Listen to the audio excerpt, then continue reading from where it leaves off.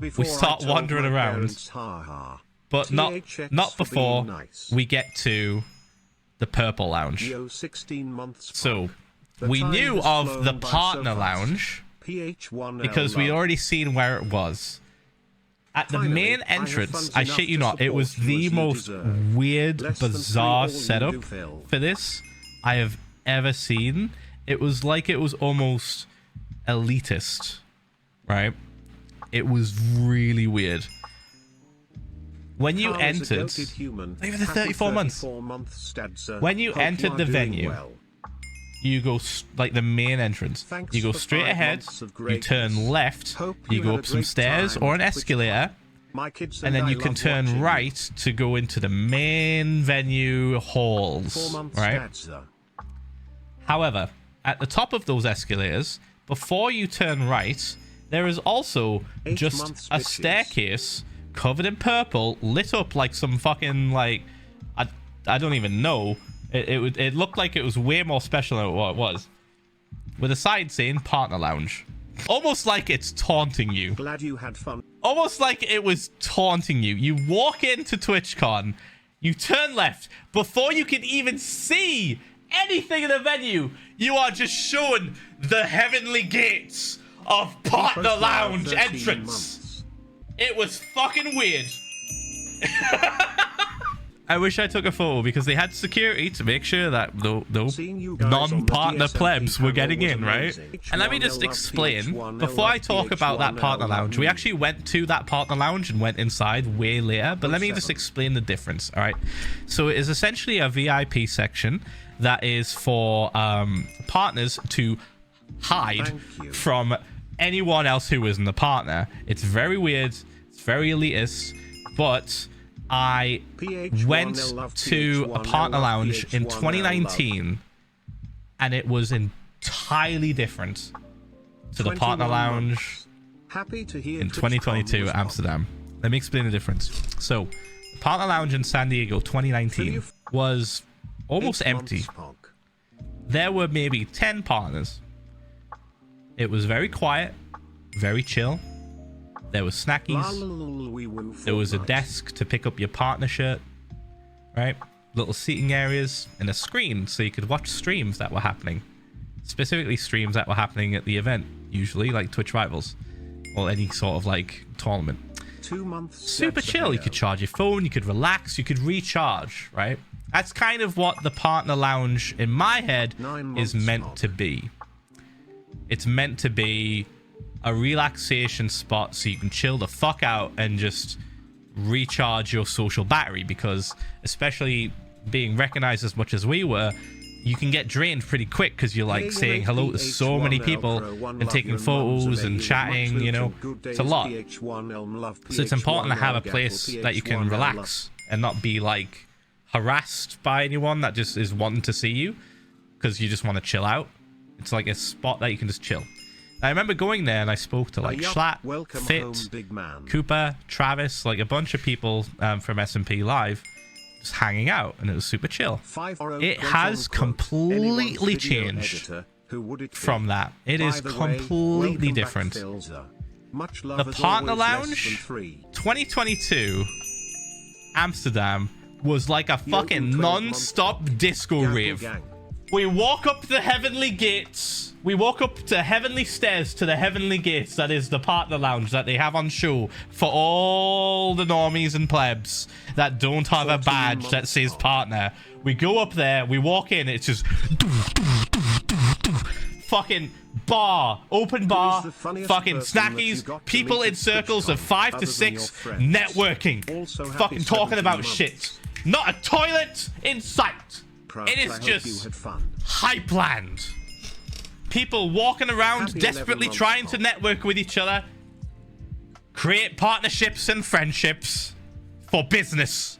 And I'm just fucking overwhelmed. I'm like, this is fucking weird. Get me the fuck out. This is not what a Partner Lounge is meant to be. I hate this. For the 12 months POG. It almost felt like an exclusive VIP section at a club. It felt like I don't think there were any bathrooms. I couldn't see any. We actually went in there to look for a bathroom and to get our partner shirt. But yeah, dude, the partner lounge this time around was a completely different vibe. It was fucking jarring.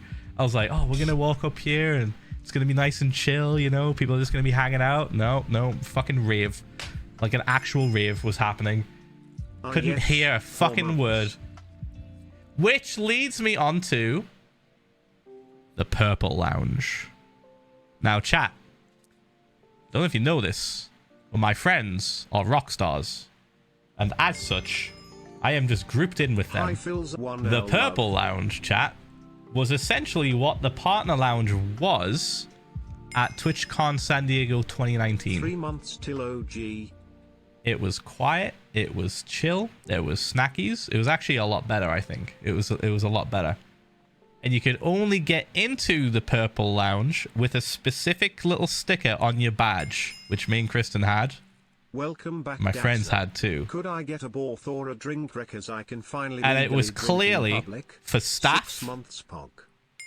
At the event to relax, and for the top streamers to relax away from crowds. It was wild. I was like, this is VIP plus. This shit is fucking like, this is the VIP area that you don't hear about because nobody talks about it. It was fucking weird, but very relaxing, and thank fuck it existed because there was nowhere else to chill. On giving them attention while watching. Unless we walked all the way back to the hotel, there was nowhere to relax. The fucking Partner Lounge was a dance party, like a rave, dude. And Tommy got his ego checked, which is amazing. During this whole time, Tommy was texting and calling me on FaceTime, being like, Phil, everyone has left me to do IRL streams and nobody is responding to my texts. Do you want to hang? And I was like, yeah, I guess I'm the second option. Cheers, mate. Where are you? He's like, I am at the hotel. And I said, well, I'm at the venue just wandering about. He was like, okay, I'm coming. I was like, where shall we meet? And I said, Purple Lounge, I guess. We'll head back over there now. Bearing in mind, we're on the opposite side of the venue, and we have to walk all the way back.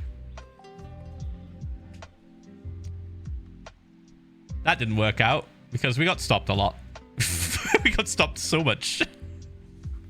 We also spotted, so we had a pit stop because I spotted Fundy, and I ran up to him and grabbed him from behind and like lifted him up. I think we took a selfie as well. That's like the only time I saw Fundy, by the way. How do you get into content? So like the only time I saw Fundy at the event, bearing in mind beforehand he'd been texting me like crazy. You know, when I went to the loot cave to get merch, he'd been texting me like crazy trying to catch me, and I was like, dude, I'm going back to the fucking hotel. And he's like, I'm not in that one. I'm like, I can't fucking, I'm on a golf cart. He's like, what? Like, he didn't get like the golf cart or whatever, like stuff, like treatment, or I don't know, he might not have a badge on his thing.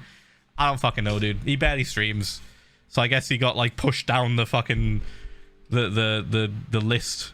I was like, bruh. I was like, I will find you, Fundy, do not worry. So I found him, ran up to him, gave him a hug, and that was literally the last time I saw him. The entire event. I said to Fundy, just get a golf cart. And he's like, I can't! So I am now going college Lamau.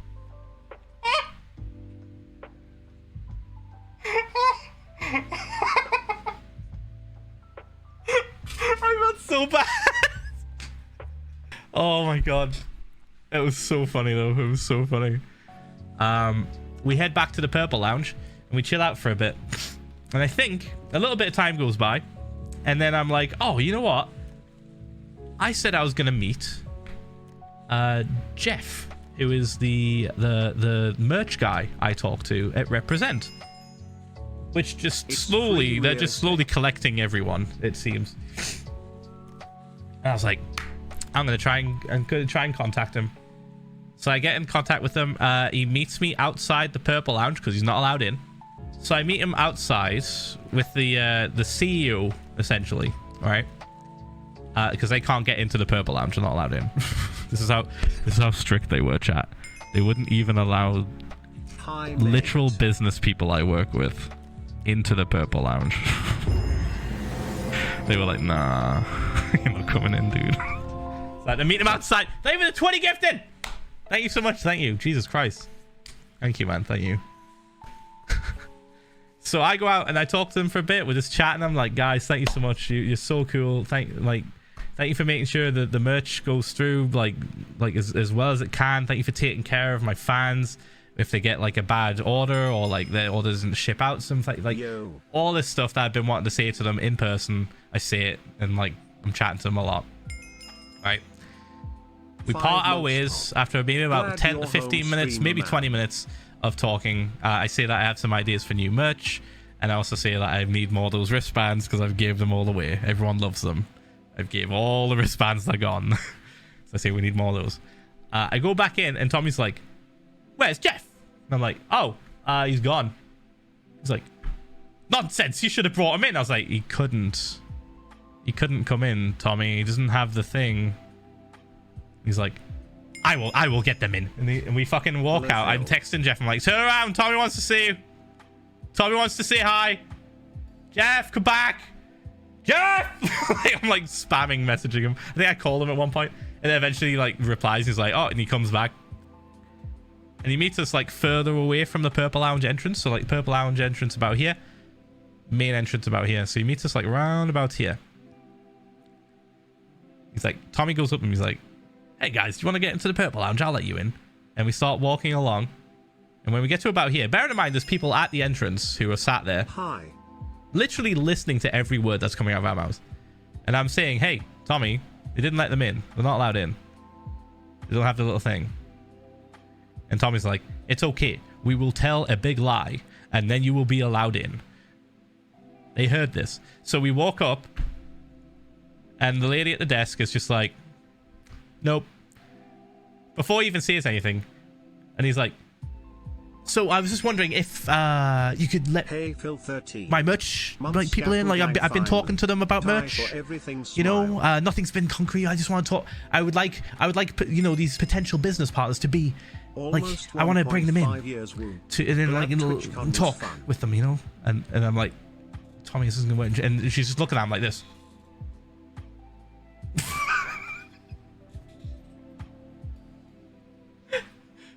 And Tommy's like actually good. Like you can see it's like hit him hard that like you can't like get these people who don't have the sticker into the secret room.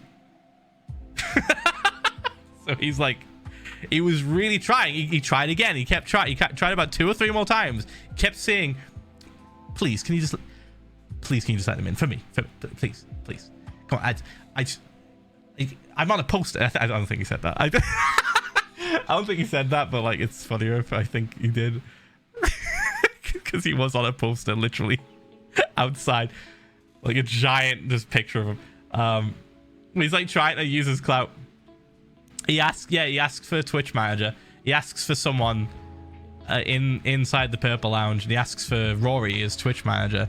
He does like exactly what Kristen said. He does like a proper Karen moment. He's like, can you tell me if Rory's there? And she like checks and she's like, Rory isn't in there. It's like, well, Rory could.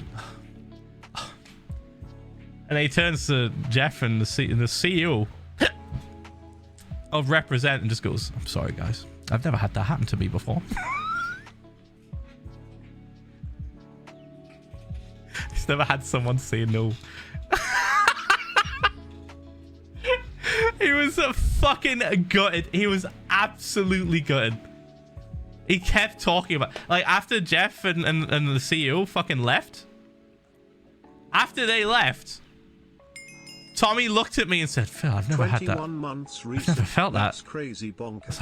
I don't know what to do. Have a good stream. Lockman PH1L. No, I do, Phil. I was like, Tommy, it's fine. You can't use your you can't use your clout for anything, right? Sometimes there are rules that can't be broken. He's like, yeah, but God, I just feel really stupid. I'm just like, Tommy. I look at Chris. I'm like, Tommy, God, his ego jags.